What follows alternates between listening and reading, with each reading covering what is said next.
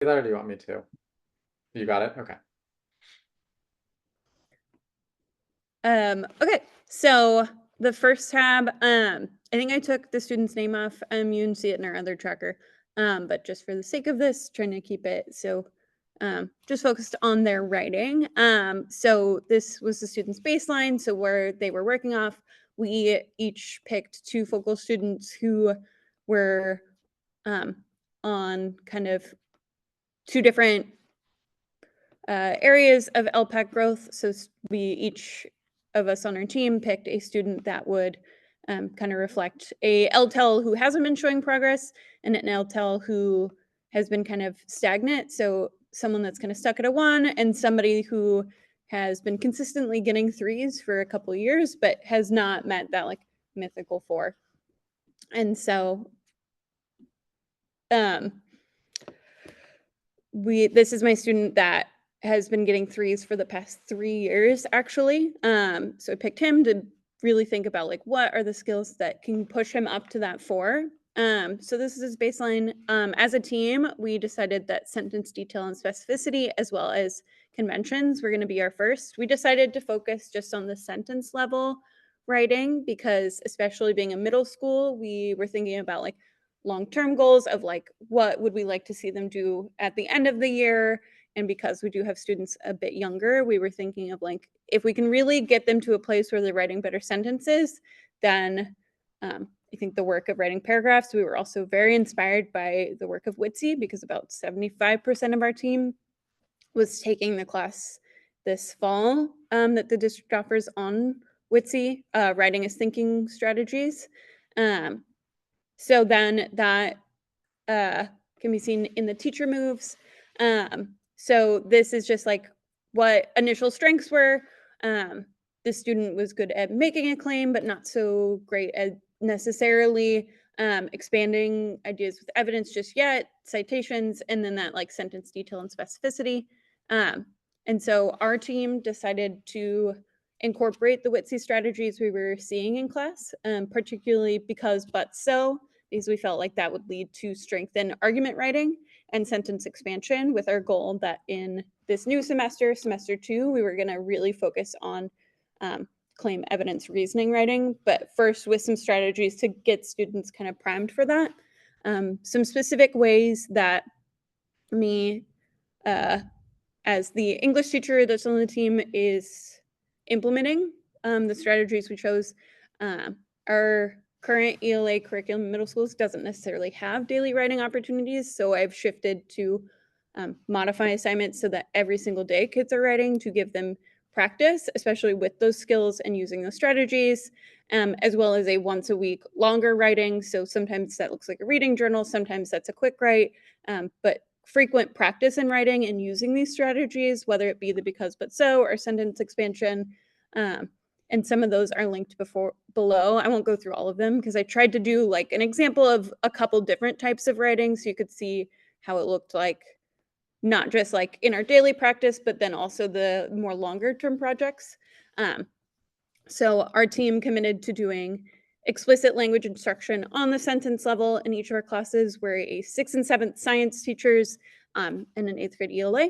And then our newest thing that we just started implementing in addition to that is doing a CER every Monday, like explicit practice with claim evidence reasoning writing, using some templates and tools as shared by other teachers, as well as continuing to incorporate that WITSE work so that like we're making sure their claim sentence is really strong. We're going to next steps be working on like building up evidence and what language we use for evidence.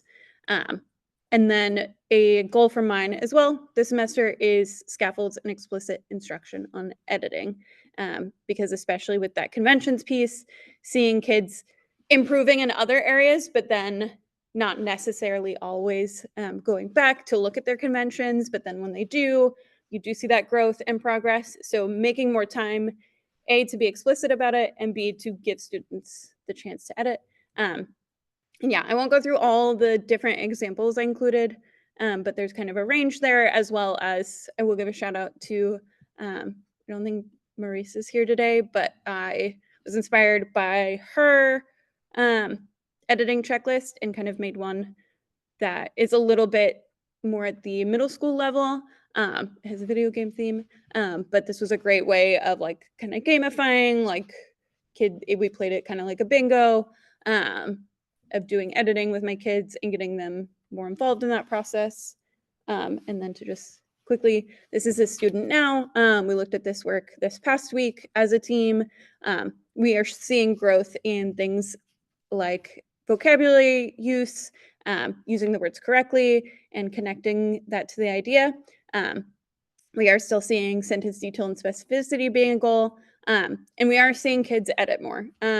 We are seeing kids grow, especially in punctuation. There's still like capitalization errors and some more technical stuff like commas versus ellipses and things like that. The technical, but we are seeing kids like across 6 through 8 because we are giving them time and give more explicit instruction in how to edit.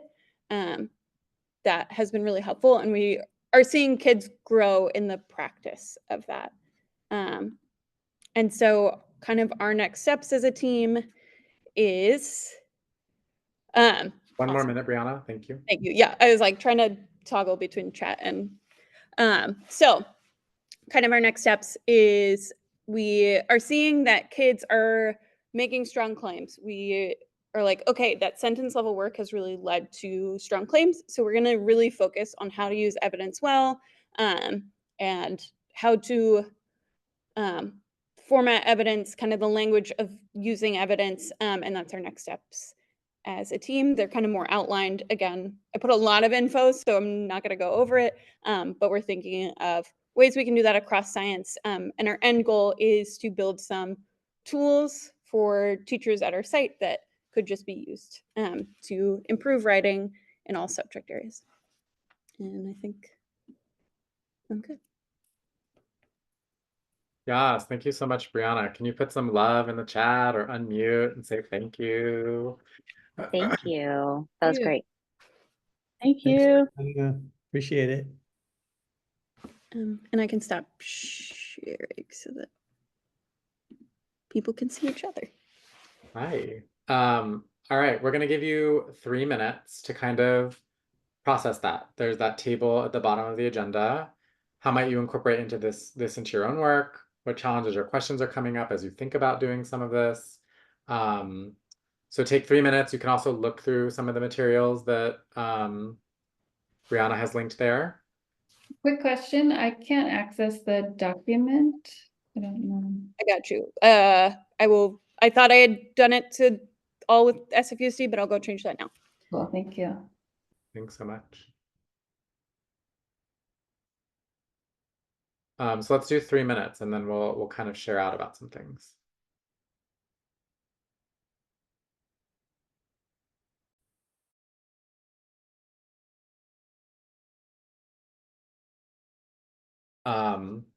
So do teachers come up with their own CR prompts or is it the same across grade levels?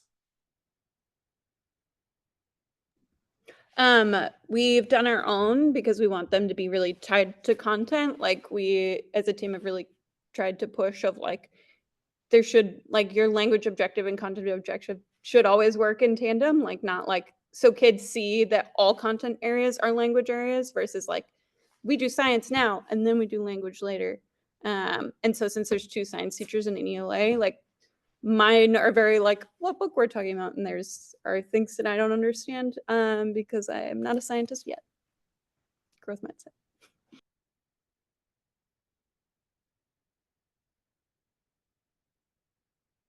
And feel free to unmute or type into the chat if you want to add to that. Stifling student voice if I'm constantly providing them with sentence frames. Thoughts about that?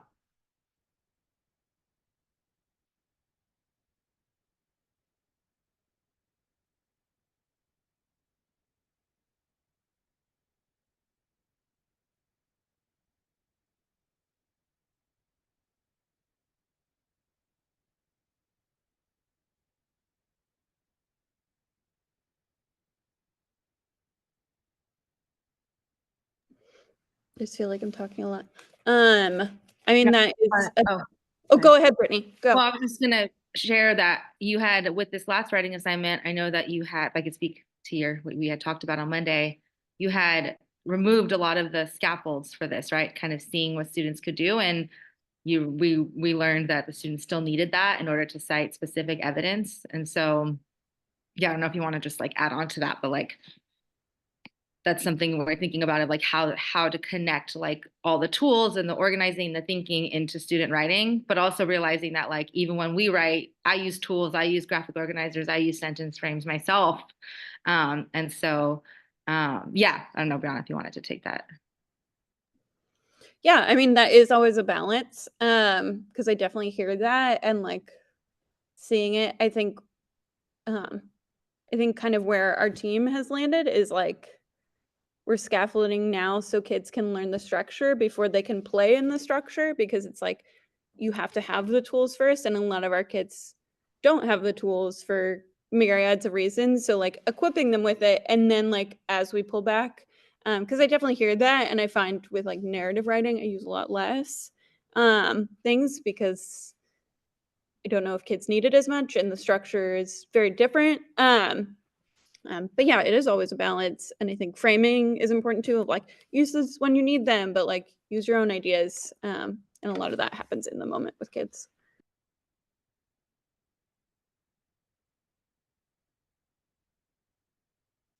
Thank you for that. I just made a note to capture kind of what you and Brittany said.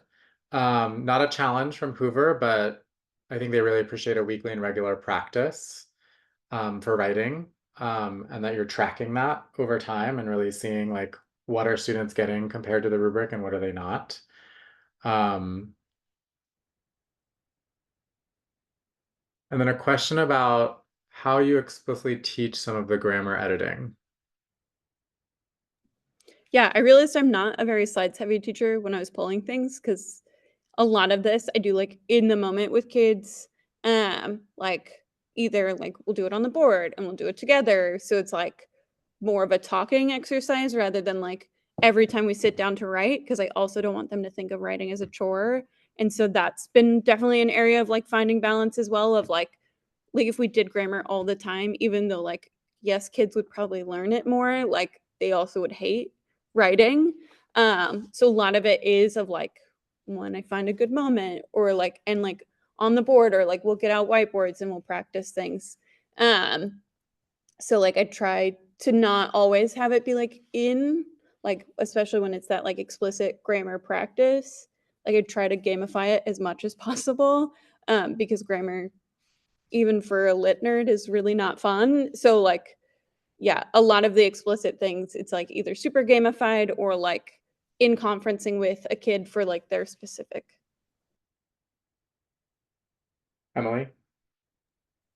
Something that I've done to teach grammar for my high school students, or at the 11th grade level, is I do this at the beginning of the school year to kind of just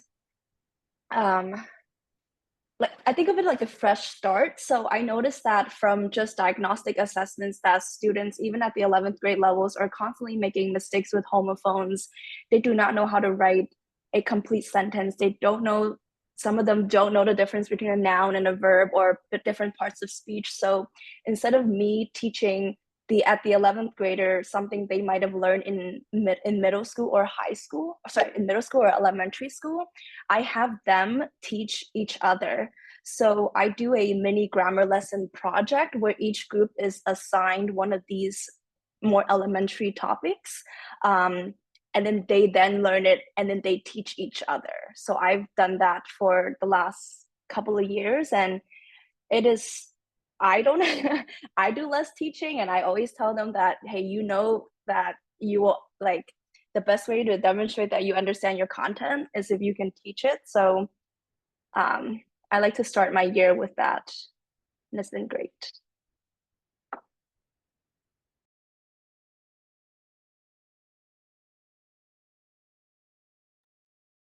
Thank you for sharing those strategies. I think too, like, I've heard a lot of sites ask this question, but like, what grammar are we teaching and for what purpose?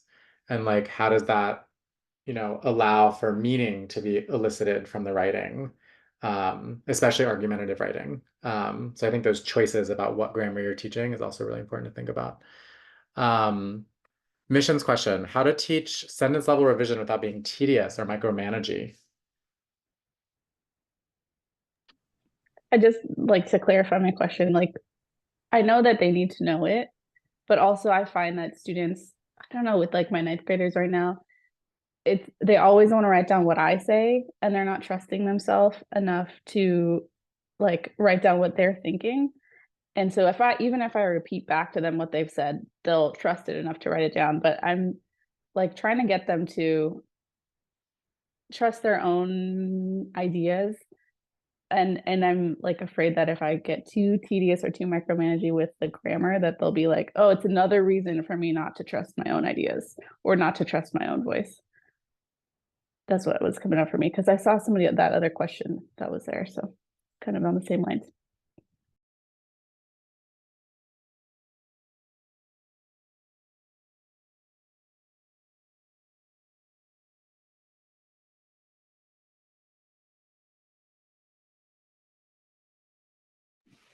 And I know for me, things like choice boards and like incorporating it into peer editing, because like one of the like mini hills to die on I have is like kids have to read their work out loud to another partner for like longer term projects. And I find like developing those skills, like kids often like know they're making mistakes and like reading their stuff out loud forces them to see it. Because sometimes it is tedious. I haven't done this with this group, but something I did in the past too is like just putting a dot by sentences I want them to look at and like giving them a hint of like, this is what. And so it's like I pick like a few things of like, okay, I see this kid is like 3 sentences in their whole paper where they didn't use commas right. Like I'm gonna have them there and be like, look for this versus like that like direct feedback on wording. Cause yeah, I can totally see, and I've seen kids do that before where they just write down what I said and then I'm like, well, that's my paper then. Like, I want your paper, not my paper.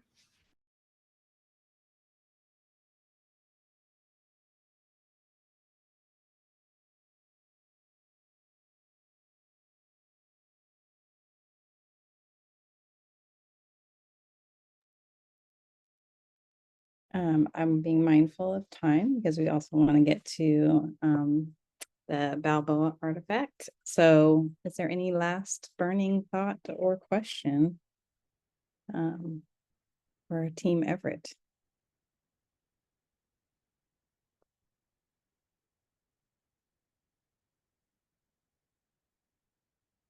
Awesome. All right. Well, give it one more time. Thank you so much for sharing, Brenna. Really appreciate that. And I'll turn it on over then. Keisha, are you leading that?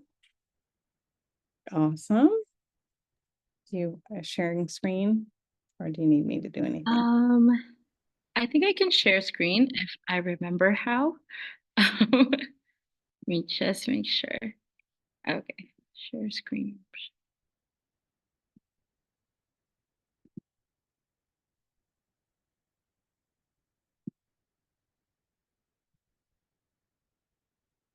Can everyone see the screen that I'm looking at? Okay, perfect. So I first would just like to provide context that as a site, Balboa's TWLIP inquiry is really looking at how a school-wide approach to writing can benefit our students, specifically our multilingual learners. And so this is our second year with TWLIP. So our first year was trying to figure out what is that approach that we want to focus on. And after that first year, we decided we'll focus on CER. And then this year, as our second year, having a 9th and 10th cohort, we thought it'd be a really great opportunity to then refine that and let's come up with a common rubric that we can use across discipline and really use throughout 9th, 10th, 11th, 12th. That still covers the foundation of what we're looking for in a CER paragraph and still allows for teachers to have the flexibility of putting in specific requirements. So what you're looking at here is our CER rubric that took many meetings to calibrate. So we took the standards, and this is from like a TWLIP workshop that we had. I don't remember which one, but we looked at a bunch of standards and we're like, that's the one. Like, yes, let's focus on those. And we then sat together with a basic rubric and said, okay, how does this look? We looked at some student work and we kind of figured out what worked with the rubric, what didn't work. And so we came up with our claim is pretty solidified. So this is what we're looking for in terms of claim. And we have tried this with a science assessment, a health assessment, a history assessment, and it works. For evidence, it's a little bit of where we were like, ooh, an evidence in English might not be the same as an evidence for science or math. And so we looked at words that really allowed for flexibility, and teachers can edit the rubric. Like these lines right here are pretty set, but the teachers can add a subline of what a substantial evidence would look like. So it allows for that flexibility, but still giving the student an idea of, oh, this is what a substantial evidence is. Don't mind the words that we use. So we're like, what would students say about their evidence? So, that's just, long meetings. We were losing our heads a little bit. We had to have fun. So we're like, dude, this evidence has no riz. It's beginning. Or this evidence is super mid or bland, like, I don't know. We were trying to tap into that Gen Z energy. And then we are still in calibration for reasoning. And the reason why we left reasoning out a little bit to still calibrate is because for our 9th grade team, we would like our 9th graders to focus on claim and evidence. And so the next step of this work is vertically aligning of like, when are we teaching claim and evidence intentionally? So is that going to be in 9th grade? And then at the second semester of 9th grade, they should be done with evidence, or they should be able to do evidence pretty proficiently. And then in 10th grade, we introduce reasoning. And so our 10th grade team is going to work at, introducing reasoning and refining their reasoning skills so that by the end of junior year, they can get to something that looks a little bit like this. So I also teach US history, juniors US history. And knowing that this is coming down the pipeline, I'm working with the current world history team, and we have a similar writing outline format that has clear claim, evidence, and the reasoning. And the reasoning is broken down into how we break it down in the rubric. So again, this is just in terms of teachers move and student move, we're working on structures that would allow our students to understand the process of writing and what each part is actually doing. And then, they produce 2 paragraphs that look like that. I still have to grade these using the rubric.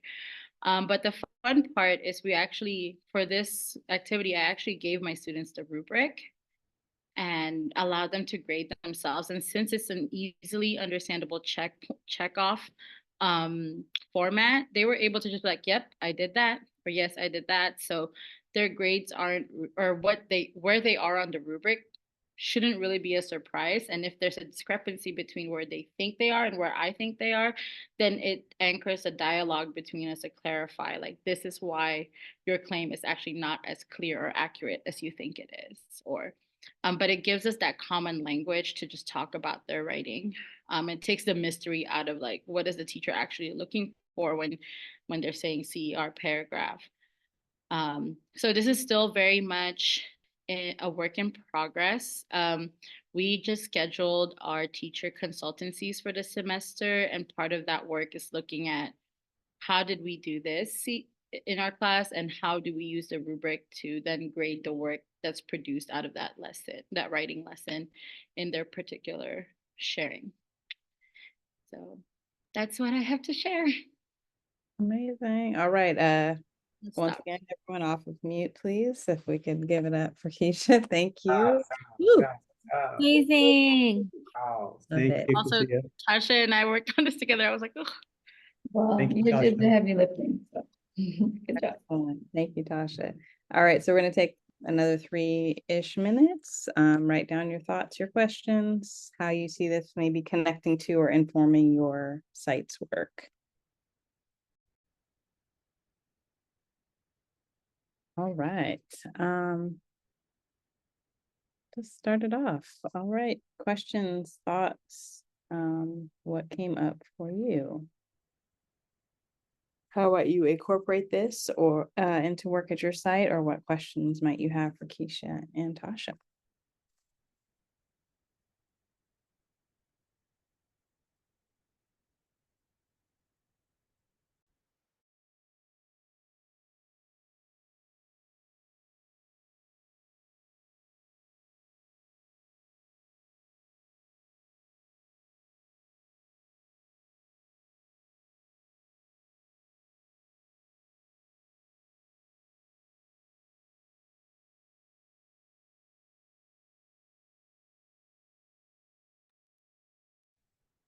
I'll jump in real quick. I was kind of just talking about similar things today in our department meeting. I appreciate having tools like this to enable that common language aspect across and within departments. Improving writing is always at the foremost of our minds, but just indeed making it happen, taking those first steps is always the most difficult part of the process, and getting buy-in and having this move forward. So I just think it's great what you've done here, a lot of work clearly, and you're moving forward rather than just really just talking about it. So I think that's super cool.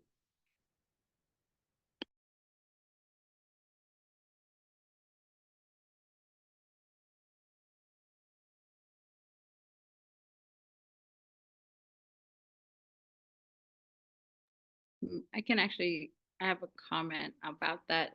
Part of our goal as a team is to actually produce tools so that we can increase buy-in from our larger staff and not just our TWLIP cohort members. We figured if we just gave it to people and said, look, here's the rubric, here's an outline format, here's sentence frames, like they're more likely to use it versus like if they have to look for it or create more stuff. So we definitely did, as a team, talk about, okay, part of our job here is really like calibrating these tools and then coming up with more tools that would help our the rest of the staff kind of buy into what we're doing, to lessen that load on them.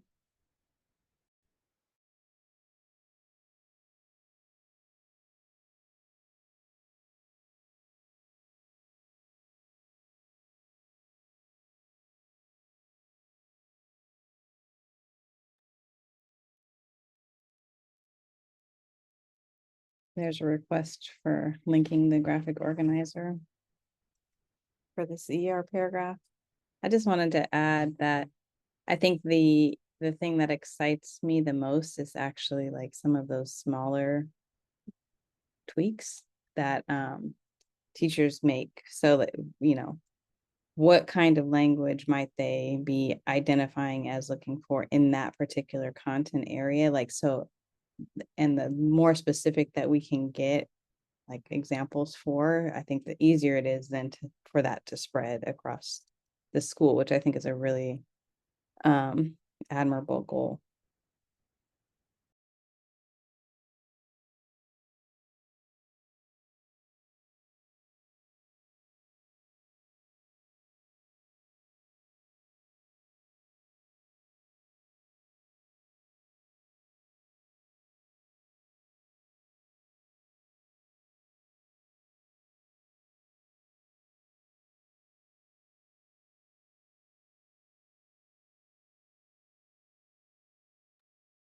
And I'm really thinking about how I love that this can be used across content areas, because I think like math teachers are very different when it comes to like appropriate evidence than like a social studies teacher. And so I'm wondering, like, are you collecting examples of what like clear evidence looks like in each domain, and then like iterating on that, or like what's the, yeah, what are you doing in terms of the content specific work as it relates to different interpretations of the rubric or possible different interpretations?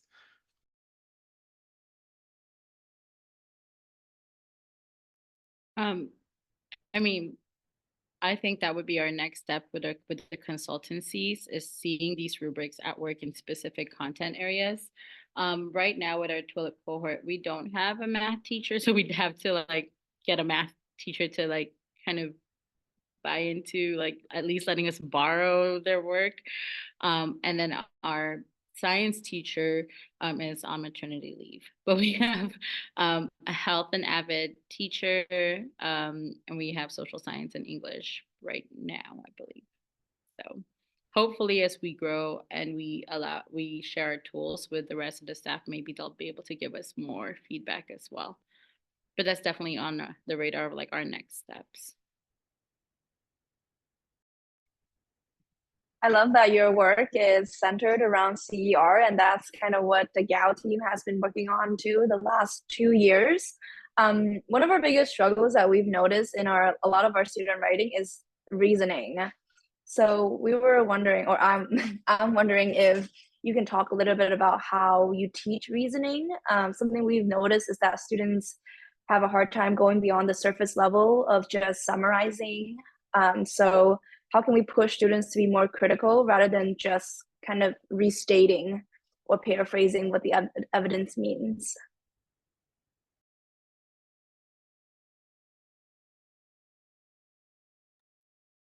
Well, Keisha, I know you've been fielding a lot of the questions, so I can try to jump in. And I feel like that's the $1 million question. I feel like at our site, we also feel like teaching reasoning is very hard.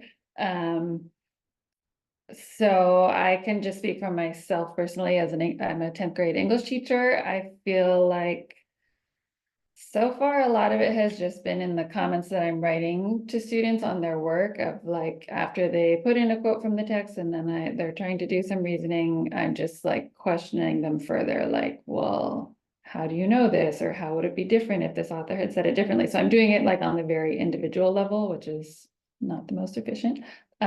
So I don't really have an answer for you, but that's something we're all wondering. And I can add on too, I actually borrow language from TWLIP a little bit.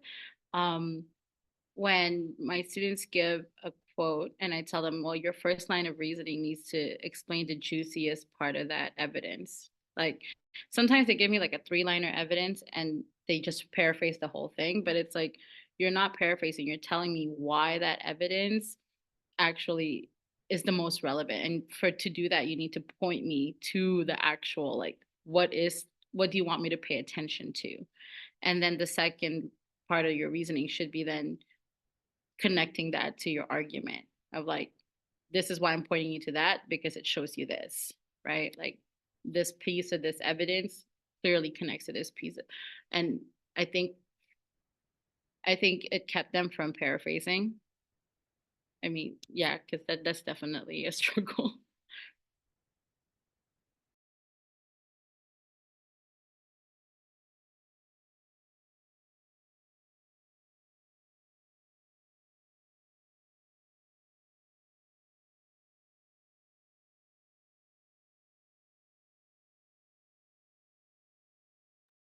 All right, I think we have time for one more question or comment or connection.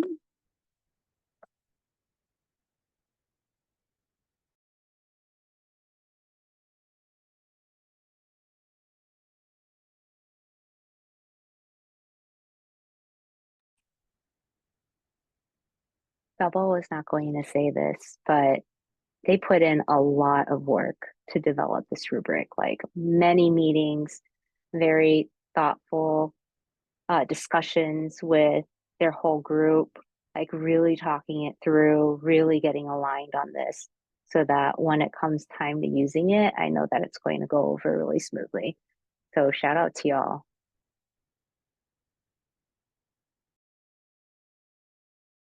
Love it. Thank you. All right. One more round of applause for the team at Balboa. Yes, Sure. yeah. Super exciting. All right, turning it back over to Taika for a little closing moves, closing us out. And I'm happy to jump in on the spring PD stuff. Yeah, I'll throw it back to you for that. So there have been a lot of responses to the mid-year survey and spring PD form. So just it's due by the end of the day tomorrow. So if you could just remind your folks, if they haven't already done it, to fill out both